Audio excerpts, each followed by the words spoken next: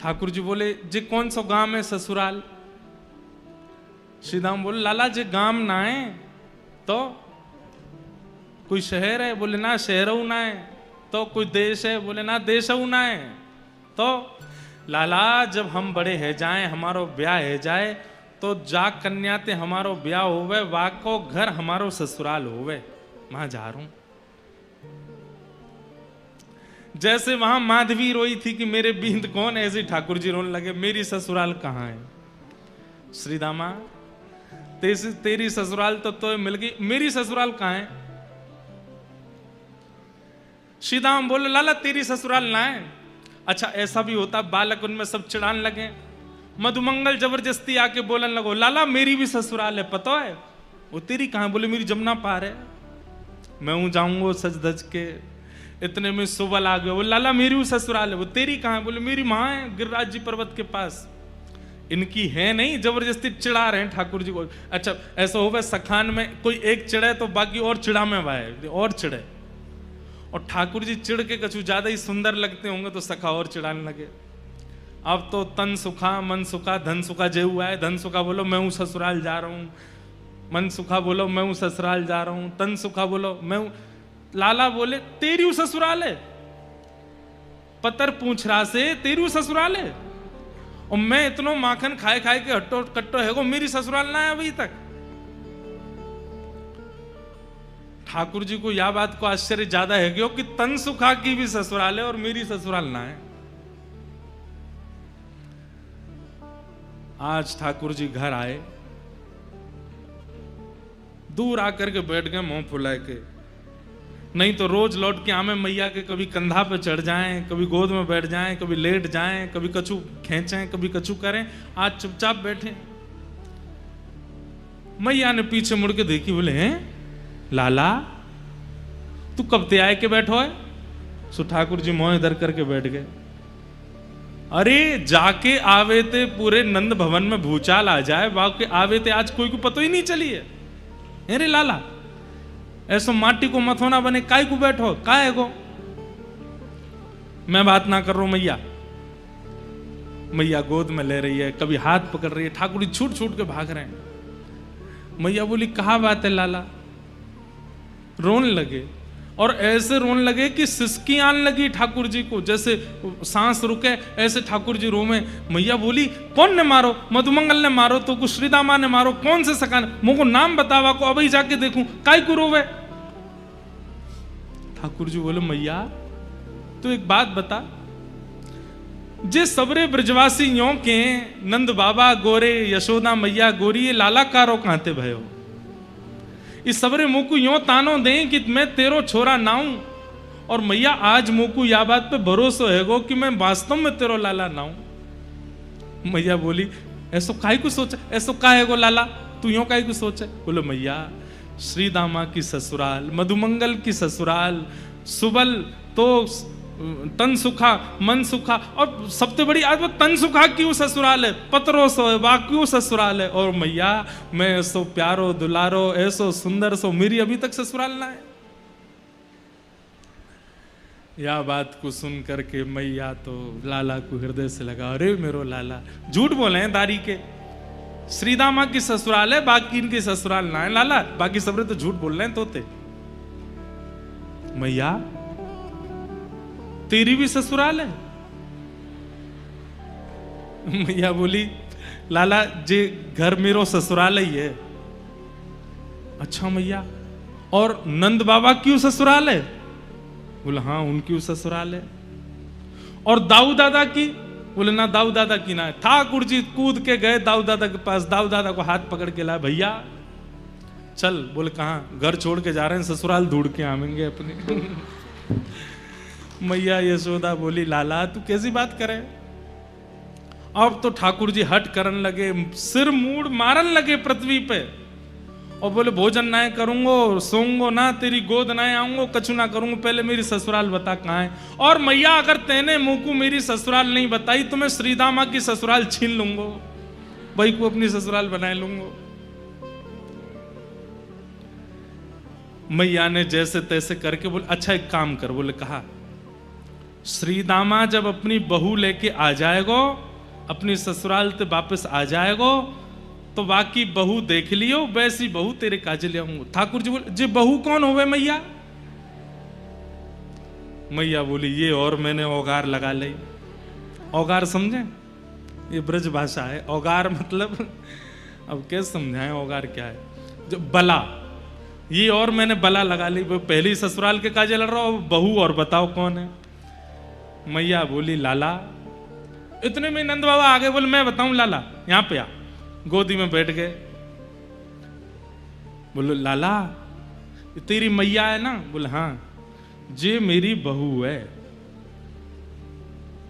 बाबा मेरी मैया तुमने बहू बना ली और तुम्हारी मैया मैं बहू बनाऊंगा। तुम्हारी मैया कहाँ है? अपनी मैया बताओ, उनको मैं बहू बनाऊंगा।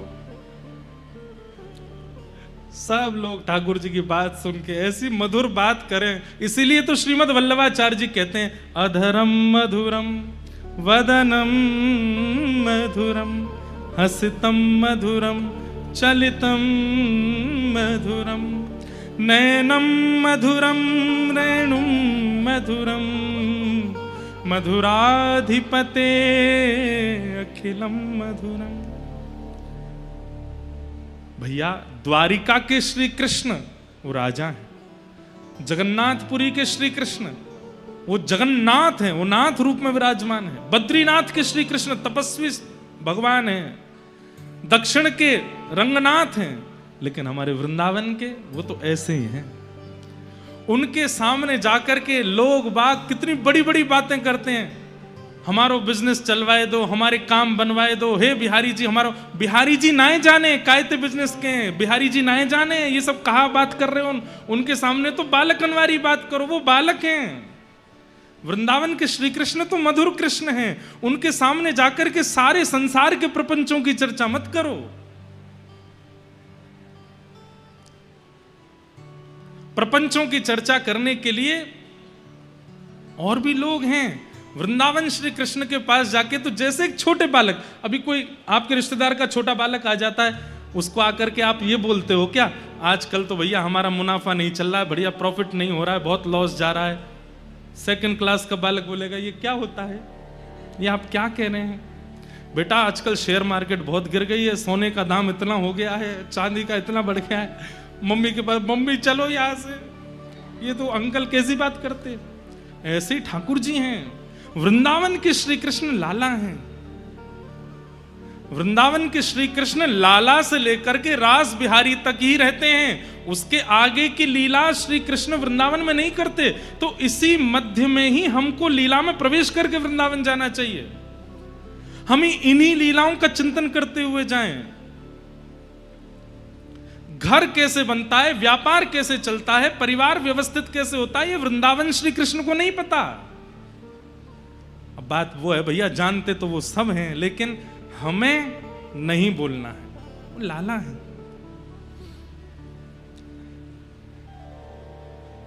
इतने में ही कोई दौड़ो दौड़ो आयो, बोले लाला जल्दी चल। बोले कहा भयो? श्री दामा ससुराल ते आएगो, बहू लेके आयो है। ठाकुर जी तुरंत दौड़े, मेरी पीतांबरी कहाँ है, मेरी कारी कमरी कहाँ है, जल्दी लाओ पहन के। मैया बोली लाला कहा करेगो बहू को?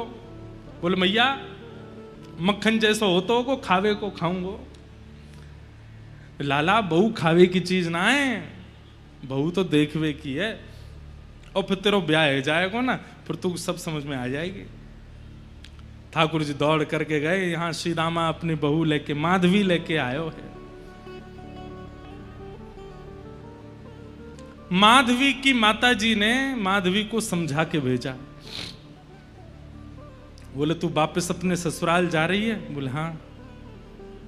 सब चीज को ध्यान रखियो लाली, सास की बात मानियो, ससुर की सुनियो, पति की यूं करियो, आदि आदि सब बातें कहीं। और बोली तू एक बात तो गांठ बांध के जा। बोले कहा?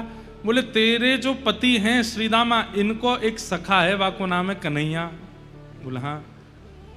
चाहे कछु है जाए, जीवन भर तो को घूंघट में ही बूढ़ो है नो पड़ जाए, घूंघट में ही रही आई हो, लेकिन वाकू अपना मुख मत दिखाइयो।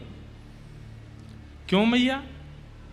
अरे मैंने ऐसी सुनी है कि वृंदावन में वो कन्हैया नेक्सो वो जाको मुख देख ले या जाको अपना मुख दिखाई दे, वाको पातिव्रत धर्म आदि सब नष्ट हो जाए, वो वही को है कि रह जाए।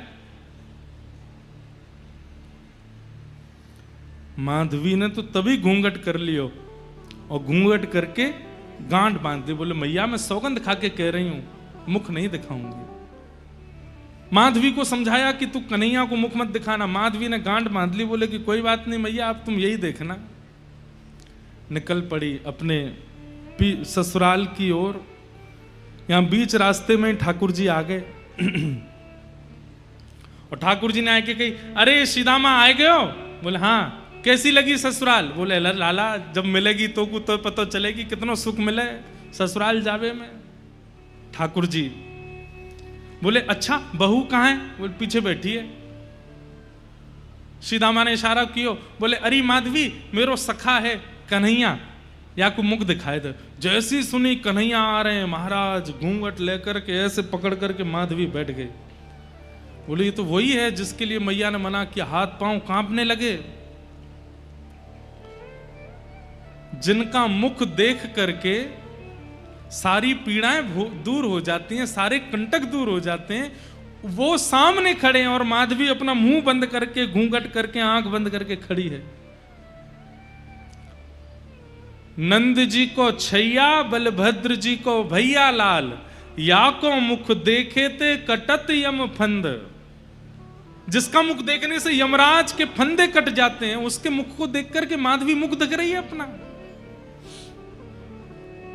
कहने की बात, ऐसी शिक्षा किसी को मत दो कि कोई व्यक्ति ठाकुर जी से मुंह मोड़ ले।